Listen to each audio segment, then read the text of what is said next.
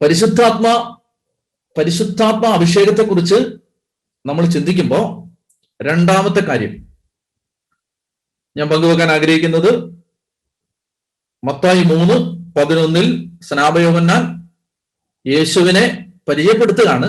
അവൻ പരിശുദ്ധാത്മാവിനാലും അഗ്നിയാലും നിങ്ങളെ സ്നാനപ്പെടുത്തും. മറന്നുപോരുത്, നിങ്ങളോട് ചോദിക്കാൻ പറ്റാത്തത് കൊണ്ട് മറന്നുപോരുത്. ഒന്നാമത്തെ കാര്യം ഏത് അസാധ്യതയുടെ മേലും അതിനെ സാധ്യമാക്കി മാറ്റുന്ന ദൈവത്തിന്റെ ആത്മാവ് ഇറങ്ങി വരും. പ്രത്യേകിച്ച് നമ്മുടെ സ്വഭാവത്തിൽ മാറ്റം വരുത്താൻ, നമ്മുടെ ബലഹീനതകളെ അതിജീവിക്കാൻ, നമുക്ക് കുറച്ചുകൂടി നല്ല യേശുവിന്റെ ഒരു ശിഷ്യയായി മാറാൻ പരിശുദ്ധാത്മാവ് നമ്മളെ സഹായിക്കും. വചനം ലൂക്ക 1:35-34. മറിയ ചോദിച്ചു, ഇതെങ്ങനെ സംഭവിക്കും? ഞാൻ പുരുഷനെ അറിയുന്നില്ല. ദൂതൻ മറുപടി പറഞ്ഞു, പരിശുദ്ധാത്മാവ് നിന്റെ മേൽ വരും. രണ്ടാമത്തെ കാര്യം, സ്നാപയോഹന്നാൻ യേശുവിനെ പരിചയപ്പെടുത്തുകയാണ്. സ്നാപയോഹന്നാൻ യേശുവിനെ പരിചയപ്പെടുത്തുന്ന സമയത്ത് എങ്ങനെയാണ് പരിചയപ്പെടുത്തിയത്? നിങ്ങളൊന്ന് ആലോചിക്കുകയും, ഇപ്പോ നിങ്ങൾക്ക് എന്നെ പരിചയമില്ല എന്ന് വിചാരിക്കുക. അപ്പൊ ഞാൻ നിങ്ങളുടെ ഒരു പ്രോഗ്രാമിന് വരികയാണ്. അപ്പോൾ നിങ്ങളുടെ ഒരു പ്രോഗ്രാമിന് ഞാൻ വരുമ്പോൾ നിങ്ങൾ എന്നെ പരിചയപ്പെടുത്തുകയാണ്. നിങ്ങൾ എന്നെ പരിചയപ്പെടുത്തുന്ന സമയത്ത് നിങ്ങൾ എന്ത് പറഞ്ഞ് എന്നെ പരിചയപ്പെടുത്തും? നിങ്ങൾ പരിചയപ്പെടുത്തുന്ന സമയത്ത് നിങ്ങൾ എൻ്റെ ജീവിതവുമായി ബന്ധപ്പെട്ട ഏറ്റവും പ്രധാനപ്പെട്ട കാര്യം പറഞ്ഞാണ് എന്നെ പരിചയപ്പെടുത്താൻ പോകുന്നത്.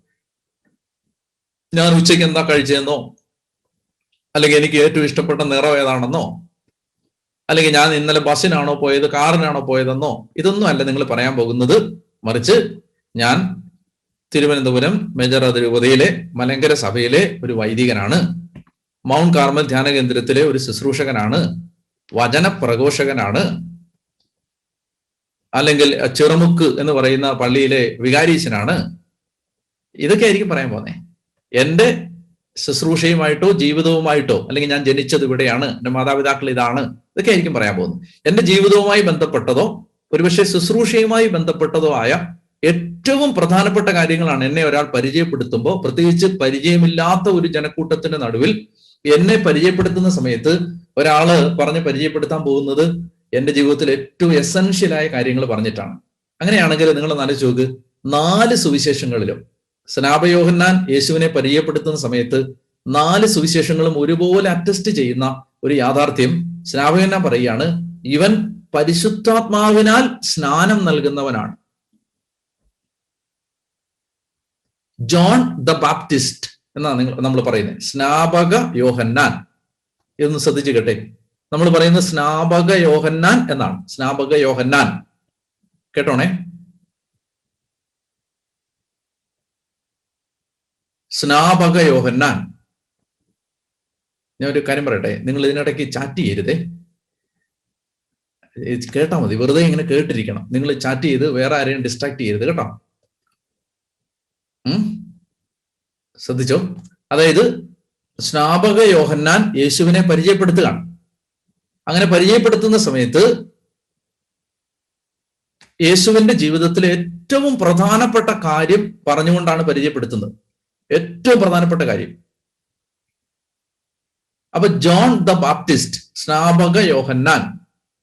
ഞാൻ നിങ്ങളോട് ചോദിക്കട്ടെ, ബൈബിളിൽ എത്ര സ്നാപകർ ഉണ്ട്? എത്ര ബാപ്റ്റൈസർ, ബാപ്റ്റിസം നൽകുന്ന ആള്, സ്നാപകർ എത്ര പേരുണ്ട്? നമ്മൾ സാധാരണഗതിയിൽ ഒരാളെന്നല്ലേ പറയൂ, ഒരാള്. എന്നാല് 2 ബാപ്റ്റൈസർ ഉണ്ട്. ഒന്ന് John the Baptist, 2 Jesus the Baptist.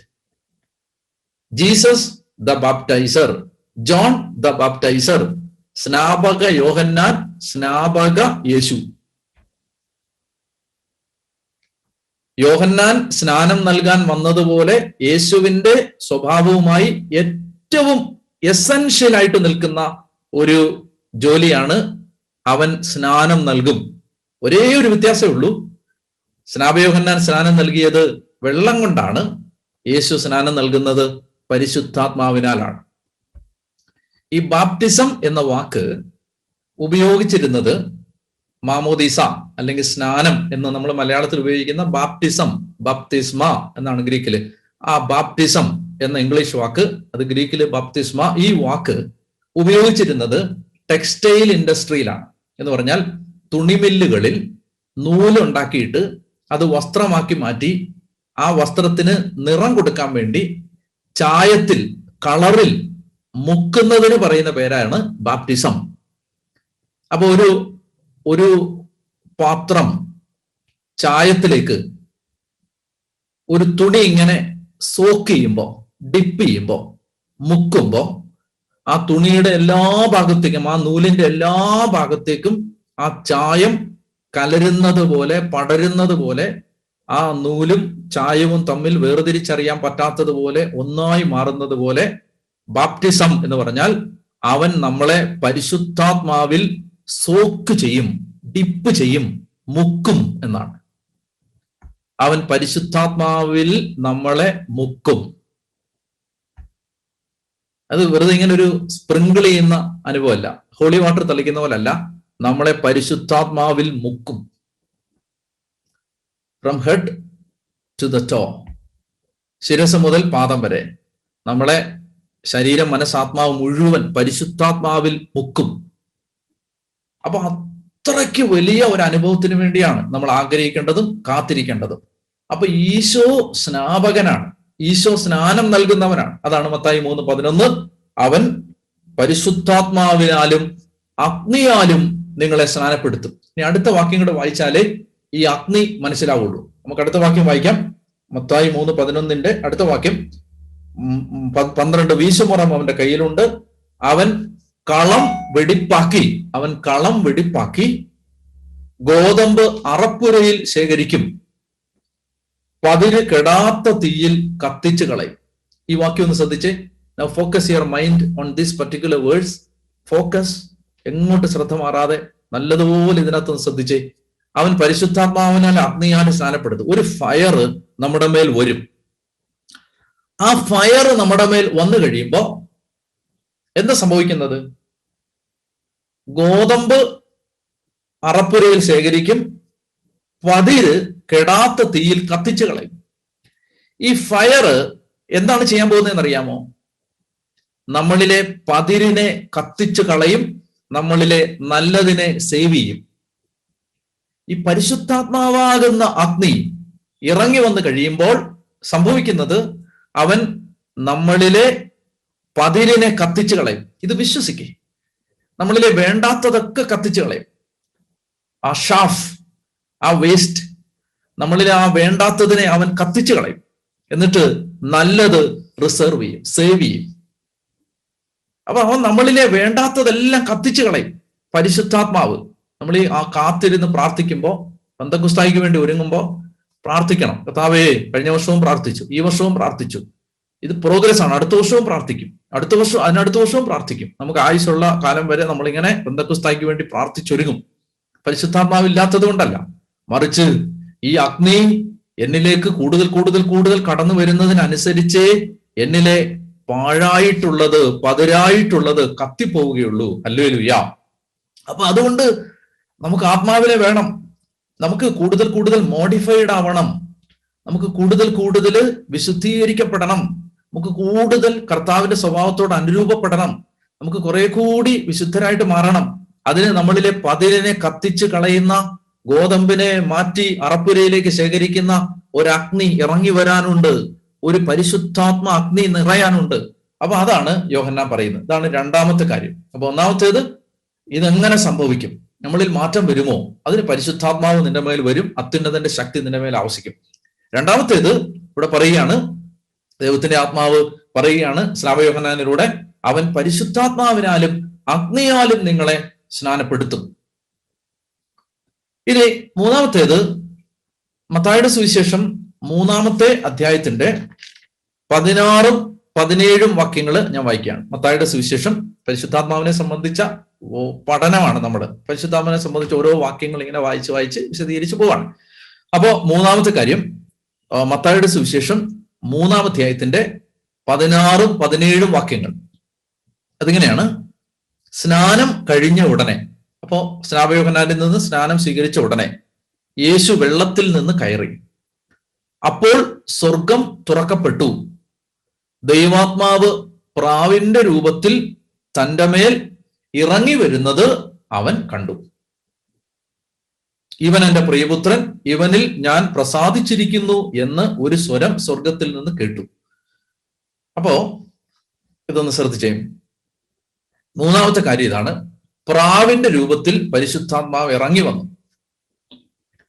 അപ്പൊ ഇതിന്റെ ഇണവചനം, ഇതിന്റെ പാരലൽ ടെക്സ്റ്റിലേക്ക് നമുക്ക് പോവാം. ഈശോ മാമോദീസ സ്വീകരിച്ച ഉടനെ പരിശുദ്ധാത്മാവ് പ്രാവിന്റെ രൂപത്തിൽ യേശുവിന്റെ മേൽ ഇറങ്ങി വരികയാണ്. യേശുവിന്റെ മേൽ പരിശുദ്ധാത്മാവ് ഇറങ്ങി വരികയാണ്. ലൂക്കാ സുവിശേഷത്തിന്റെ 3-ാമത്തെ അധ്യായം 21-ാമത്തെ വാക്യം. ലൂക്കാ 3:21. നിങ്ങളുടെ കൈ ബൈബിള് എടുത്ത് വായിക്കണം കേട്ടോ ഈ സമയത്ത്. ലൂക്കാ 3:21 നിങ്ങൾ വായിച്ചോണം. ജനം സ്നാനം സ്വീകരിച്ചു കൊണ്ടിരിക്കുമ്പോൾ യേശുവും വന്ന് സ്നാനമേറ്റു. അവൻ പ്രാർത്ഥിച്ചുകൊണ്ടിരിക്കുമ്പോൾ സ്വർഗം തുറക്കപ്പെട്ടു. പരിശുദ്ധാത്മാവ് പ്രാവിന്റെ രൂപത്തിൽ അവന്റെ മേൽ ഇറങ്ങി വന്നു. സ്വർഗത്തിൽ നിന്ന് സ്വരമുണ്ടായി, നീ എന്റെ പ്രിയപുത്രൻ, നിന്നെ ഞാൻ പ്രസാദിച്ചിരിക്കുന്നു. 21-ാമത്തെ വാക്യം, ജനം സ്നാനം സ്വീകരിച്ചിട്ടിരിക്കുമ്പോൾ യേശുവും വന്ന് സ്നാനമേറ്റു. അവൻ പ്രാർത്ഥിച്ചുകൊണ്ടിരിക്കുമ്പോൾ സ്വർഗം തുറക്കപ്പെട്ടു. മത്തായി തരാത്ത ഒരു അഡീഷണൽ ഡീറ്റെയിൽ ലൂക്കാ തരുന്നുണ്ട്. സ്നാനം സ്വീകരിച്ച ഉടനെ പരിശുദ്ധാത്മാവ് വരുന്നു എന്നാണ് മത്തായി പറഞ്ഞത്. എന്നാൽ ലൂക്ക എന്താ പറഞ്ഞത്? ലൂക്കാ സുവിശേഷം പറഞ്ഞത് അവൻ സ്നാനം സ്വീകരിച്ചിട്ട് കരയ്ക്ക് കയറി പ്രാർത്ഥിച്ചുകൊണ്ടിരിക്കുമ്പോൾ. ഇതാണ് എനിക്ക് പറയാനുള്ള മൂന്നാമത്തെ കാര്യം. ഈ പ്രാർത്ഥനയുടെ ഒരു തീവ്രത ഈ ദിവസങ്ങളിൽ ഉണ്ടാവണം. നമ്മൾ ഏറ്റവും കൂടുതൽ പ്രാർത്ഥിക്കുന്ന ദിവസങ്ങളായിട്ട് ഇത് മാറണം. അപ്പോസ്തലന്മാർ സീയോൻ മാളികയിൽ അവരെല്ലാവരും ഒരുമിച്ച് കൂടി പ്രാർത്ഥിച്ചുകൊണ്ടിരുന്നപ്പോഴാണ്, അവരെല്ലാവരും ഒരുമിച്ച് കൂടി പ്രാർത്ഥിച്ചുകൊണ്ടിരിക്കുമ്പോൾ പരിശുദ്ധാത്മാവ് വരികയാണ്. അപ്പൊ ഈ പരിശുദ്ധാത്മ അഭിഷേകം എപ്പോഴും സംഭവിക്കുന്നത് പ്രാർത്ഥനയുടെ ഒരു പശ്ചാത്തലത്തിലാണ്. അതാണ് പറയാനുള്ള മൂന്നാമത്തെ കാര്യം. അപ്പൊ ഈ ദിവസങ്ങളിൽ പ്രാർത്ഥിക്കാൻ സമയം കൂടുതൽ കണ്ടെത്തണം. ഒത്തിരി വചനം ഭക്ഷിക്കണം, ഒത്തിരി പ്രാർത്ഥിക്കണം. നമ്മൾ അപ്പോസ്തലന്മാരെ കുറിച്ച് അപ്പോസ്തല പ്രവർത്തനത്തിൽ കാണുന്നതോടെ ഈ പശ്ചാത്തലത്തിൽ ഒന്ന് മനസ്സിലാക്കുന്നത് നല്ലതാണ്. അപ്പോസ്തലന്മാർ ഈശോ പറഞ്ഞു നിങ്ങൾ പരിശുദ്ധാത്മാവിന് വേണ്ടി കാത്തിരിക്കണമെന്ന് അവരോട് പറഞ്ഞല്ലോ. പറഞ്ഞു കഴിഞ്ഞപ്പോ ഒന്ന് സൂക്ഷിച്ച് വായിച്ചാൽ അവരുടെ ഒരു ഏകാഗ്രത കാണാൻ പറ്റും. അപ്പോസ്തല പ്രവർത്തനം 1:4 അവൻ അവരോടൊപ്പം ഭക്ഷണത്തിനിരിക്കുമ്പോൾ കൽപ്പിച്ചു, നിങ്ങൾ ജെറുസലേം വിട്ട് പോകരുത്, എന്നിൽ നിന്ന് നിങ്ങൾ കേട്ട പിതാവിന്റെ വാഗ്ദാനം കാത്തിരിക്കുവിൻ. എന്തെന്നാൽ യോഹന്നാൻ വെള്ളം കൊണ്ട് സ്നാനം നൽകി, നിങ്ങളാകട്ടെ ഏറെ താമസിയാതെ പരിശുദ്ധാത്മാവിനാൽ സ്നാനമേൽക്കും. എന്നിട്ട് ഈശോ സ്വർഗാരോഹണം ചെയ്തു. അടുത്ത പാരഗ്രാഫ് 12-ാമത്തെ വാക്യം, അവർ ഒലിവ് മലയിൽ നിന്ന് ജെറുസലേമിലേക്ക് മടങ്ങിപ്പോയി. 11 അപ്പോസ്തലന്മാരാണ്. അവർ ഒലിവ് മലയിൽ നിന്ന് ജെറുസലേമിലേക്ക് മടങ്ങിപ്പോയി. ഇവ തമ്മിൽ ഒരു സാബത്ത് ദിവസത്തെ യാത്രാ ദൂരമാണ് ഉള്ളത്. കേട്ടോണേ, അവർ പട്ടണത്തിലെത്തി തങ്ങൾ താമസിച്ചിരുന്ന വീടിന്റെ മുകളിലത്തെ നിലയിലുള്ള മുറിയിൽ ചെന്നു. ഇവർ ഏക മനസ്സോടെ, 12 അപ്പോസ്തലന്മാരുടെ പേര് തുടർന്ന് പറയുകയാണ്, അവർ ഏക മനസ്സോടെ യേശുവിന്റെ അമ്മയായ മറിയത്തോടും മറ്റു സ്ത്രീകളോടും അവന്റെ സഹോദരങ്ങളോടുമൊപ്പം പ്രാർത്ഥനയിൽ മുഴുകിയിരുന്നു. വളരെ ക്ലോസ് ആയിട്ട് ഈ വാക്യങ്ങൾ ശ്രദ്ധിച്ചേ. ഈശോ സ്വർഗാരോഹണം ചെയ്തു. അപ്പൊ ഈശോ പോയി. എന്നിട്ട് പറഞ്ഞു, ദൂതൻ പറയാണ് അവൻ പോകുന്നത് നിങ്ങൾ കണ്ടതുപോലെ തന്നെ അവൻ തിരിച്ചു വരും. എന്നിട്ട് ഇവിടെ സംഭവിക്കുന്ന എന്താ? ഇവരിത് ഇത്രയും ഡ്രമാറ്റിക് ആയ ഒരു എക്സ്പീരിയൻസ് ഉണ്ടായിട്ട് തിരിച്ചു വരിക നിങ്ങൾ ഓർത്തോണം. അതായത് നമ്മളെ പോലെ പള്ളിയിലൊക്കെ പോയിട്ട് ഒരു അനുഭവം ഇല്ലാതെ തിരിച്ചു വരിക അല്ല. അത്രയും ലോകത്തൊരു മനുഷ്യനും കണ്ടിട്ടില്ലാത്ത ഒരു ഡിവൈൻ എൻകൗണ്ടർ ഉണ്ടായിരിക്കുകയാണ്. ഈശോ സ്വർഗത്തിലേക്ക് ആരോഹണം ചെയ്യുന്നത് കണ്ടു. And that was so dramatic that they were not able to forget that experience. അപ്പോ മറക്കാൻ പറ്റാത്ത വലിയ ഒരു അനുഭവം ഉണ്ടായി. അപ്പൊ ഇതിനെക്കുറിച്ച് തന്നെ മാസങ്ങളോളം സംസാരിച്ചാലും തീരാത്തത്ര ഒരു വലിയ ഒരു എക്സ്പീരിയൻസ് ഉണ്ടായിട്ട് വരികയാണ്. അപ്പൊ ഈശോ പറഞ്ഞൊക്കെ വേണേ മറക്കായിരുന്നു. പക്ഷെ അവർ ഈശോ പറഞ്ഞ ആ ലാസ്റ്റ് കമാൻഡ്മെന്റ്, നിങ്ങൾ കാത്തിരിക്കണം, നിങ്ങൾ ജെറുസലേം വിട്ട് പോകരുത് എന്ന് പറഞ്ഞ ആ കമാൻഡ് അവരത് സ്വീകരിച്ചിട്ട് വേറെ എല്ലാവരും മറന്നു. ഒന്നും സംസാരിക്കുന്നില്ല. അവർ നേരെ ജെറുസലേമിലേക്ക് എത്തി. മാർക്കറ്റിൽ പോയില്ല, ബീഫ് വാങ്ങിക്കാൻ പോയില്ല, മീൻ വാങ്ങിക്കാൻ പോയില്ല, കടലിൽ നിന്ന് പോയില്ല, സാനിറ്റൈസർ വാങ്ങിക്കാൻ പോയില്ല, മാസ്ക് വാങ്ങിക്കാൻ പോയില്ല, ഒന്നിനും പോയില്ല. അവര് നേരെ മുറിയിലോട്ട് വന്നു, ഈ വീട്ടിലേക്ക് വന്നു. അവർ താമസിച്ചിരുന്ന വീട് അത് മർക്കോസിന്റെ അമ്മയെ മറിയത്തിന്റെ വീടാണ്. സെനക്കിൾ, മാളിക മുറി, അപ്പർ റൂം, അവിടേക്ക് വന്നു. എന്നിട്ട് അവരെന്ത് ചെയ്തു? താഴെ നിന്നില്ല, അവര് മുകളിലത്തെ നിലയിലുള്ള മുറിയിൽ ചെന്നു. താഴെ എന്താ നിൽക്കാഞ്ഞേ? താഴെ നിന്നാൽ വീട്ടുകാരി വിശേഷം ചോദിക്കും. ചായ വേണോ, കാപ്പി വേണോ, ഭക്ഷണം വേണോ, ക്ഷീണിച്ചു പോയി, നല്ല ഭക്ഷണം കഴിക്കണം, ശരീരമൊക്കെ നോക്കണം എന്നൊക്കെ പറയും. മാത്രമല്ല വഴിയെ നടന്നു പോകുന്ന ആളുകള് ആ പത്രോസെ, യാക്കോബെ, യോഹന്നാനെ എന്തായി എന്ന് ചോദിച്ച് വിശേഷം പറയാൻ വരും. വഴി പോകുന്ന ഒരാൾ വഴി ചോദിക്കാൻ വേണ്ടി, യാത്രക്കാരൻ വഴി ചോദിക്കാൻ വേണ്ടി അവിടെ വേണേ കയറാം. ഇങ്ങനെ പലതരത്തിൽ മൾട്ടിപ്പിൾ വേസിൽ ഡിസ്ട്രാക്റ്റഡ് ആവാൻ സാധ്യതയുണ്ടെന്ന് അറിയാവുന്നത് കൊണ്ടാണ് അവരെന്ത് ചെയ്തു? താഴെ നിന്നില്ല, നേരെ മുകളിലത്തെ നിലയിലേക്ക് പോയി. മാത്രമല്ല ആ അപ്പർ റൂമിന്റെ പ്രത്യേകത, അവിടെ യേശുവിന്റെ മണമുണ്ട്, അവിടെ യേശുവിന്റെ ഗന്ധമുണ്ട് ആ മുറിക്ക്. കാരണം അവൻ പെസഹ അത്താഴം കഴിച്ചത് ആ മുറിയിലാണ്. ഈശോയുടെ മരണത്തിന് തൊട്ടു മുമ്പ് അപ്പസ്തോലന്മാര് മണിക്കൂറുകൾ ചെലവഴിച്ചത് ആ മുറിയിലാണ്. അപ്പോൾ ആദ്യത്തെ കുർബാന അർപ്പണം നടന്ന സ്ഥലമാണ്. വേറൊരർത്ഥത്തിൽ പറഞ്ഞ ന്യൂ ടെസ്റ്റമെന്റിലെ ആദ്യത്തെ പള്ളിയാണത്. ആദ്യത്തെ പള്ളിയാണത് ഈ മറിയത്തിന്റെ വീട്. അവരാ പള്ളി പോയി പ്രാർത്ഥിച്ചുകൊണ്ടിരുന്നു. അപ്പൊ ഇപ്പോ കോവിഡിന്റെ പശ്ചാത്തലത്തിൽ പള്ളിയിലൊന്നും പോകാൻ പറ്റില്ലായിരിക്കും. വീട്ടിൽ നമ്മുടെ ജോലിത്തിരക്കിനെല്ലാം ഇടയിൽ എപ്പോഴെങ്കിലും കുറച്ച് മണിക്കൂറുകൾ കണ്ടെത്തണം. കണ്ടെത്തിയിട്ട് ഏകാഗ്ര ഹൃദയത്തോടെ പ്രാർത്ഥിക്കണം. അതാണ് മൂന്നാമത്തെ കാര്യം. അപ്പോ നമ്മൾ പറഞ്ഞു വരുന്നത് പരിശുദ്ധാത്മാവിനെ കുറിച്ച്, പരിശുദ്ധാത്മാഭിഷേകത്തെ കുറിച്ച് ചിന്തിക്കുമ്പോൾ ഞാൻ പറഞ്ഞത് ഒന്നുകൂടെ ഓർമ്മിപ്പിക്കുകയാണ്. അതായത് ഈശോ അപ്പസ്തോലന്മാരോട് പറഞ്ഞു, മറന്നു പോകാതിരിക്കാൻ വേണ്ടിയാണ്, എനിക്കറിയാം റെപ്പറ്റീഷൻ ചിലപ്പോൾ നിങ്ങൾക്ക് അലോസരമായിട്ട് തോന്നാമെങ്കിലും ഞാൻ കോൺഷ്യസ് ആയിട്ട് റിപ്പീറ്റ് ചെയ്യാണ്. കാരണം മറന്നു പോകരുത്, അതിനു വേണ്ടിയിട്ടാണ്. അതായത് അപ്പസ്തോല പ്രവർത്തനം 1-ാം അധ്യായത്തിൽ 4-ാമത്തെ വാക്യത്തിൽ നമ്മൾ വായിച്ചു, ഈശോ പറഞ്ഞു, എന്നിൽ നിന്ന് കേട്ട പിതാവിന്റെ വാഗ്ദാനം കാത്തിരിക്കുവേൻ. എന്നിൽ നിന്ന് കേട്ട എന്ന് പറഞ്ഞാൽ ഞാൻ നിങ്ങളോട് പലപ്പോഴായി പറഞ്ഞ് ഒരുപാട് തവണ നിങ്ങൾ കേട്ടിട്ടുള്ള ആ പരിശുദ്ധാത്മാവിനെ കാത്തിരിക്കുവേൻ. അപ്പോ ആത്മാവിന് വേണ്ടി കാത്തിരിക്കാൻ വലിയൊരു ദാഹം അവർ രൂപപ്പെട്ടത് ഈശോ ഈ 3.5 വർഷത്തിനിടയിൽ അനേക തവണ അവരോട് പരിശുദ്ധാത്മാവിനെ കുറിച്ച് പറഞ്ഞിട്ടുണ്ടായിരുന്നു. നമ്മൾ ഈ ദിവസങ്ങളിൽ അത് കാണുകയും ചെയ്യുന്നു.